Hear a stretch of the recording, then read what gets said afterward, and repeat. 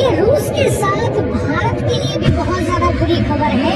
जो ये फुटेज आप देख रहे हैं ना, ये रूस के अविटेक प्लांट की है, जो कि रूस के किरोव राज्य में पड़ता है। और ये बुरी खबर क्यों है? क्योंकि ये प्लांट रूस के S-400 और S-500 एयर डिफेंस सिस्टम के लिए क्रिटिकल कंपोनेंट का निर्माण करता है। मतलब ऐसा समझिए, S-400 का दिमाग इसी फैक्ट्री के अंदर बनाया जाता है और अब से कुछ ही घंटों पहले इस फैक्ट्री को डिस्ट्रॉय कर दिया गया है, तबाह कर दिया गया है। लेकिन ड्रोन की मदद से ये काम नहीं किया, बल्कि फ्लेमिंगो क्रूज मिसाइल की मदद से ये काम किया है यूक्रेन ने, जो कि इस समय रूस के खिलाफ सबसे बड़ा हथियार बनकर उभरा है यूक्रेन का।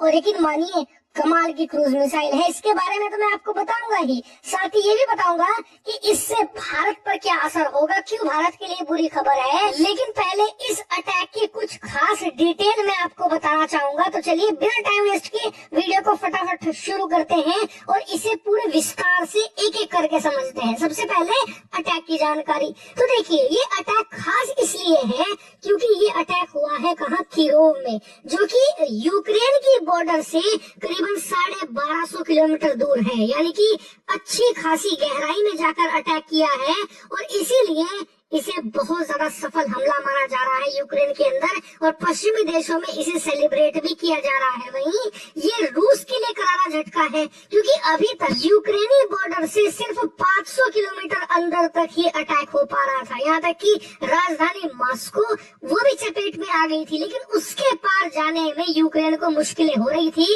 अमूमन 1.5-2 महीने में कभी एक बार ऐसा होता था जब 1000 किलोमीटर का मार्क टच करती थी यूक्रेनी फोर्सेस, लेकिन इस बार ये 1250 किलोमीटर तक गए हैं।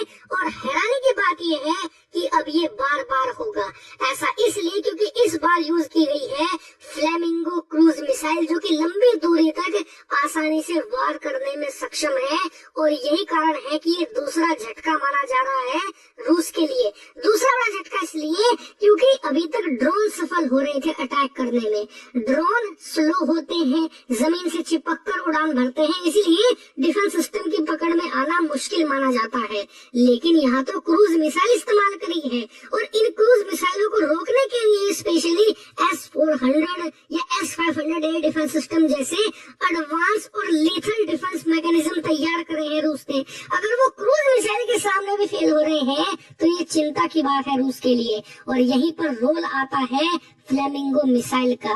दरअसल ये मिसाइल यूक्रेन ने तैयार करी है पश्चिमी देशों की मदद से। जब डोनाल्ड ट्रंप ने सत्ता संभाली तो उस दौरान उन्होंने यूक्रेन की पूरी फंडिंग बंद कर दी थी।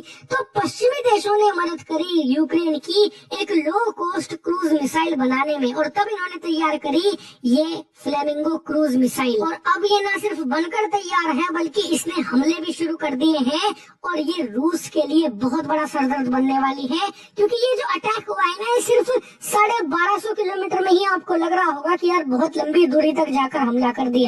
लेकिन ये तो शुरुआती कमाल है इसका, क्योंकि इसकी रेंज 3000 किलोमीटर तक की है। जी हाँ, ये एक लॉन्ग रेंज की क्रूज मिसाइल है। 3500 किलोमीटर की रेंज, यानी कि ऑलमोस्ट पूरे रूस के अंदर कहीं पर भी ये अटैक करने में सफल होगी। इसीलिए आने वाले दिनों में आपको रूस के और ज्यादा गहराई में अटैक होते भी दिखेंगे। तो खैर, ये तो हो गई फ्लेमिंगो की बात और इस हमले की। अब आते हैं मेन टॉपिक पर, S-400। भारत के लिए क्यों चिंताजनक बात है? देखिए, भारत के लिए चिंताजनक बात इसलिए है क्योंकि ऑलरेडी रूस हमें बहुत डिले से S-400 की डिलीवरी दे रहा है।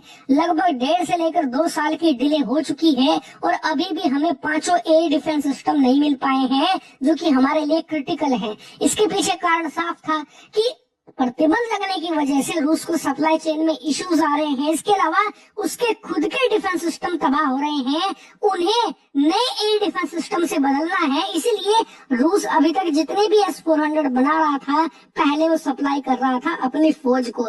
उसके बाद जो सरप्लस में होता था वो भारत को सप्लाई किया जाता था। लेकिन अब तो फैक्ट्री डिस्ट्रॉय कर दी गई है, जो मेजर प्लांट था उसे नुकसान पहुंचाया गया है। इसका मतलब ये कि ये प्लांट को फिर से दोबारा सही करने में एटलीस्ट 6 से लेकर 8 महीने का वक्त लगेगा। यानी कि ओवरऑल S-400 की जो प्रोडक्शन है वो 1 से लेकर 1.5 साल तक डिले हो सकती है। हालांकि एक अच्छी खबर मैं आपको दे दूं कि रूस के पास ऑलरेडी काफी स्टॉक पड़ा